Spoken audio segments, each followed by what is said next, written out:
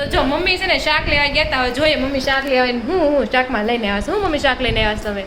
કાંદા બટેકા ટમેટા. કાંદા બધા લેવા, કાંદા બટેકા ટમેટા. કાંદા લાવી, હં. 2 કિલો બટેકા, કિલો છે. ટમેટા અને કિલો મકાઈ. તો હું ભાવ આલે છે આ કાંદા ટમેટા?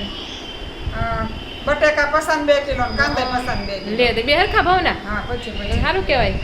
ટમેટા મોંઘા છે કે સસ્તા? ટમેટા 30 ના કિલો હતા. એ સસ્તા, હમણાં સસ્તું શાક છે ને? ટમેટા સસ્તા થઈ ગયા નકર 50 ના કિલો હતા કે નહીં? 80 ના હતા. હા, હું એક લેવા ગઈ 50 ના કિલો હતા ત્યારે. અને ધાણા પણ આવી ગયા છે. અમે એકવાર ધાણા વાવ્યા હતા પણ જરીક ધાણા થાય તો કે કામમાં ન આવે. હા એમ થાય, પછી બીજા ઉગતા વાર લાગે એવું થાય. ના બાજુ કુંડું હોય ને તો થાય. મોટું કુંડું હોય ને તો થાય. ના બાજુ મકાઈ પણ લેવા છે તમે કીધું નહીં, અમેરિકન મકાઈ. તો એ કેટલા ના આવી? જો મમ્મી ભૂલી ગયા છે.